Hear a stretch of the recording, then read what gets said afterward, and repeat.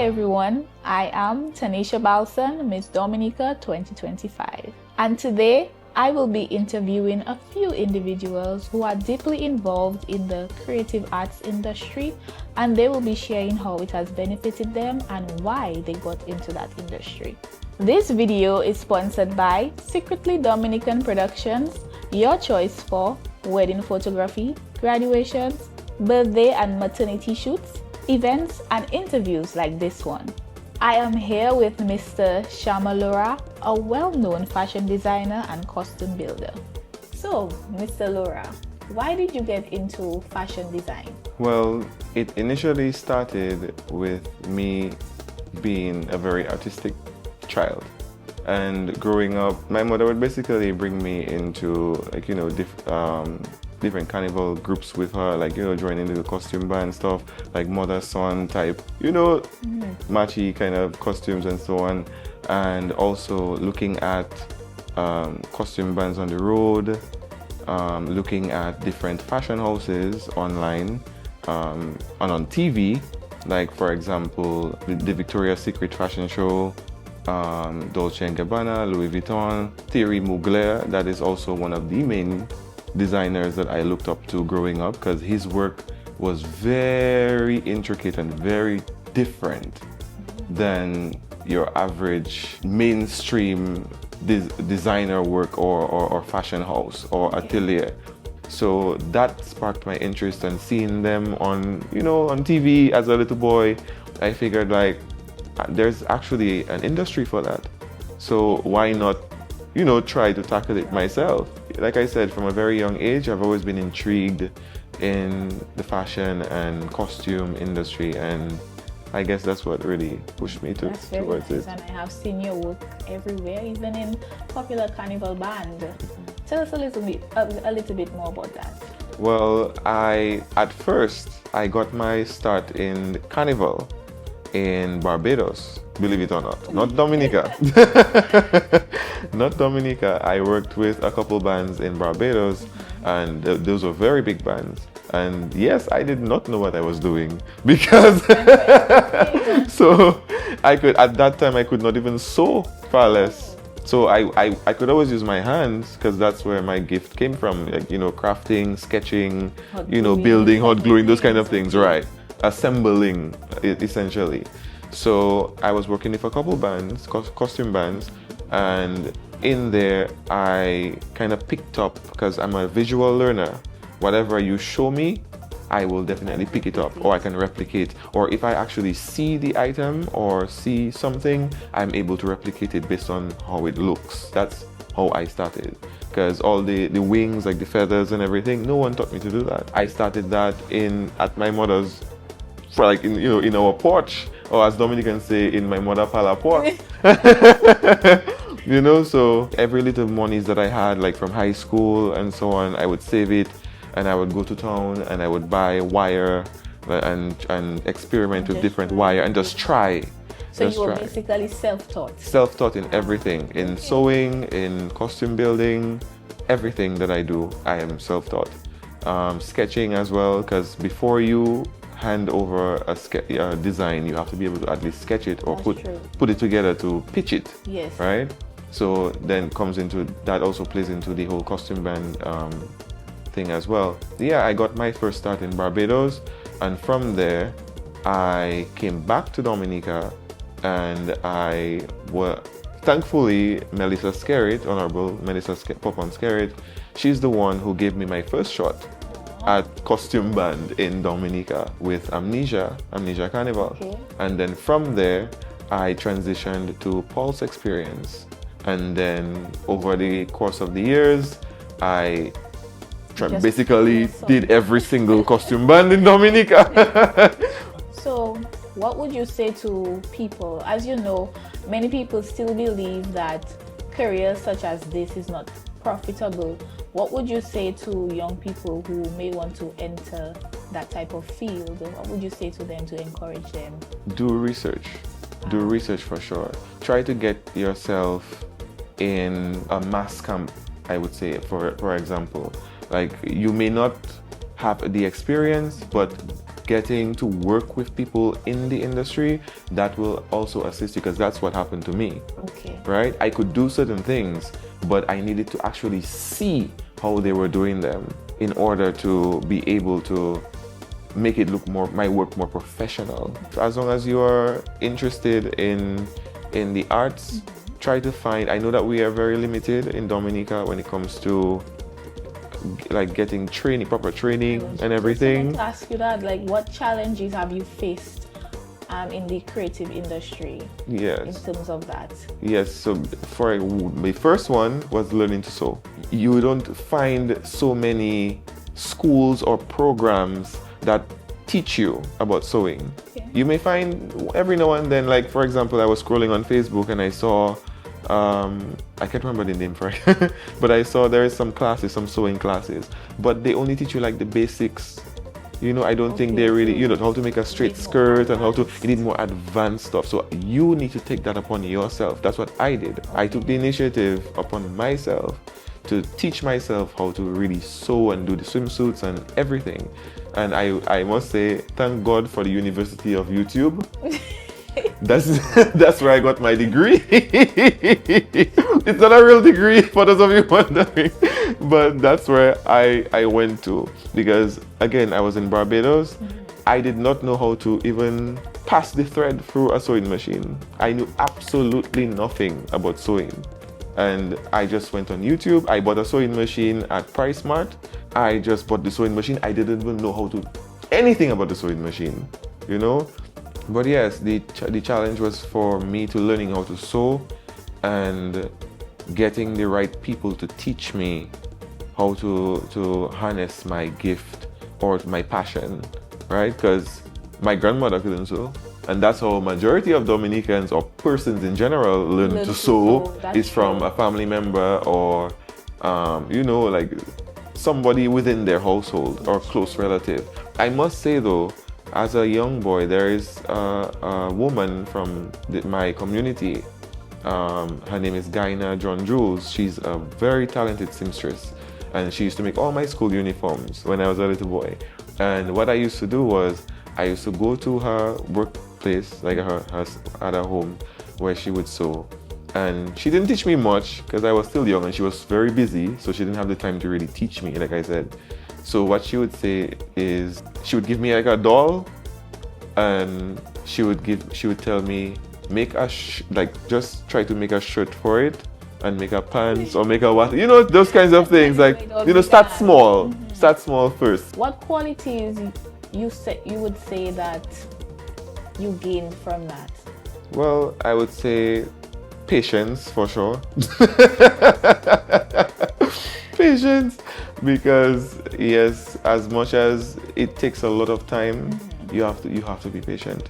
You need to, and it also taught me to value time and people's time. So if someone tells me, like, you know, to be somewhere for 12 o'clock, like I try to be there for my, you know, I will be there for at least 12 o'clock, you know, because I understand the meaning of time management. That is something that it personally taught me, as well as seeing that I run my business customer service. I love dealing with people. I love working with people. I love the fact that my work can make people feel happy and sexy, and you know, Trust me, it does. You can attest to that because I done work for you. But yeah, so I just that it taught me to be humble in overall, you know, by extension.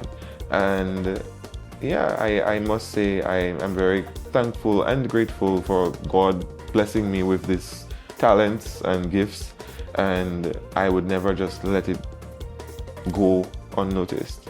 And I'm so glad that you said that, because many times parents and even people in our communities, they think that you can learn these things just by doing the traditional forms of education. No, you cannot. But there's so many things that arts can teach you as a person and make you more of a wholesome person, and that is why I would like to shed light on artistic education to be incorporated in our school system. Yes. I know in some schools you learn about sewing, you learn about cooking and those type of things, but not in every school. Yeah. And I think, and I hope that you feel the same way too, that we should incorporate these type of things into our school system. That's at a young age, because we can use those talents that we have even to preserve our culture. Yes, I've been saying that for years actually, because I wish I have gotten a course, or had gotten a course like in high school or primary school on costume building and and so on. Growing up, I always used to hear about Mr. Danley Guy and and costume builder, but he mainly builds costumes for the stage, like for pageantry. I do pageantry costumes and swimwear and stuff. However, my main focus is mass, as in contemporary mass or traditional mass for the road. But just to touch on what you said with the schools and everything, growing up, I didn't like what I was learning in school. I did well so that I could get a job, but the opportunities, like I wasn't able to get that, because I've always wanted to. If I had probably gotten into a visual and performing arts school, I would not be where I would have gotten maybe into this a long time ago. I really couldn't do anything except learn for myself, basically. So I really do believe that we should teach young people to harness their gifts at an early age, because there are people who are interested. There are children who want to do this as a career. The same way that I was looking at TV and looking at those fashion houses and their runways and and shows and stuff, there are children who are doing it now, especially given social media. I've had so many people come to me and ask me like where they can find this, like where they can find that. And there's nowhere in Dominica. That's another point I would like to make as well. The lack of resources. I had to learn all of this, like how to get suppliers and for fabric, for gems, for trims, all of these things. I had to make connections to be able to get these things, to be able to produce the work that I produce today. We do not have that much craft stores that would give you these types of things here in Dominica. And parents as well needs to assist their children in the whole arts and craft and industry. Educate, like not just educate, but support. Just the support is what they need. Because growing up, to this day, I have no relationship with my father. I can boldly say that. But he was not supportive.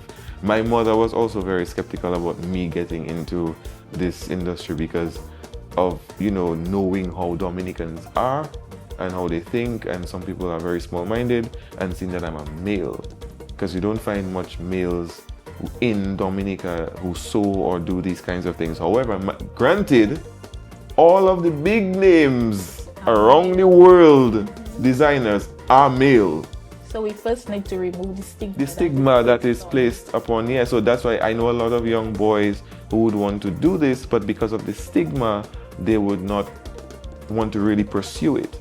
You know what I mean? And the parents, you need to just help your child.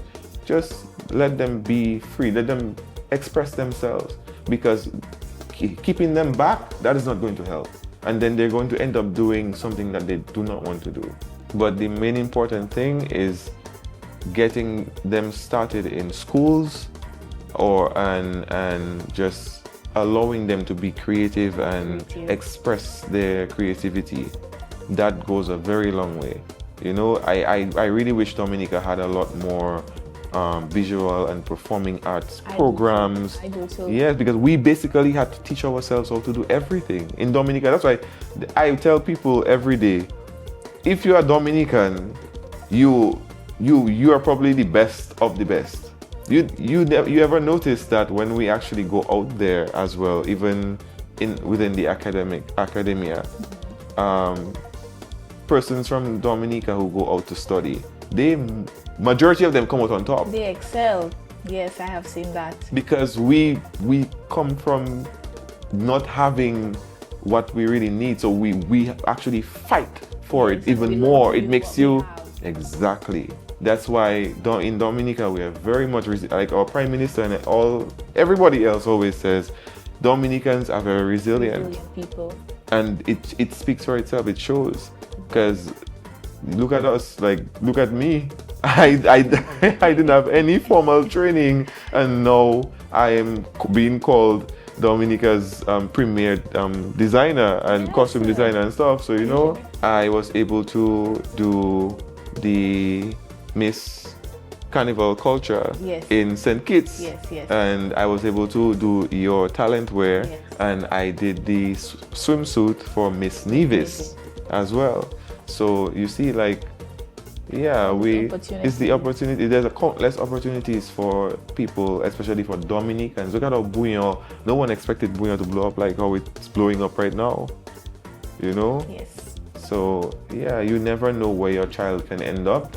So don't stifle them. Try to find ways or groups, because there are small groups like Elnara, who has her dance studio. That, you know, like she teaches young persons to you know, she brings them together, and you know, does choreography and those kind of things. Even myself, if you want to reach out to me, I always tell people once I'm on island, I'll try my best to make myself available to take anyone under my wing to teach them the craft and so on. Well, I'm happy that you highlighted those opportunities that creative industry provided for you. And as we end, what do you say to the youth to encourage them to get into artistic education, or not just artistic education and seeing it as something that they do on the side, but as a career for them in the future? Well, like I said, sharpen your skills. Try your best to sharpen your skills. Like I said, we may not have as much opportunities or training, but there's always the University of YouTube. Once you type whatever you type, you should be able to find something to assist you, or try your best to see, as if you travel a lot, try your best to go to malls, because we don't have much in Dominica. Try your best to, but that's also something that I used to do. When I would visit my family and stuff in Trinidad, I would go to the costume band houses where they have the costumes on display on mannequins, and I would kind of inspect it to see, like, to understand the mechanics of it, you know. Do that, like, do your little research. Go in any fashion store in Roseau, look at how if it's fashion itself that you're interested in, like, just look at how they stitch, look at the stitching, look at the, you know, the finishings of these things, to make your work look a bit more professional. So that is also going to make people take you even more seriously when they see how well produced your work is. You will not, Rome wasn't built in a day. You will not be as perfect or as good as, you know, when you just started. It works gradually. I'm still learning. I'm still learning. You know, I've been doing this for almost 10 years now, and I'm still learning, right? So it takes nothing out of you or education is something that is continuous, right? The more you can grasp and learn, is the better for you when it comes to your craft. So if you have a friend and they are also artistic and they're into these kinds of things, just share their work, you know, help them push their brand, because that's what helped me personally. Like, my friends and my close relatives, they were the ones sharing my work, and then people started, you know, seeing it, and the name started going around and everything. Technology is a big, that's what I'm saying. Okay, well, thank you so much, Mr. Laurent. Thank you for sharing your experiences, your insights. I know someone viewing who will appreciate what you told me. Thank you for having me. It was a pleasure. There's no place like home.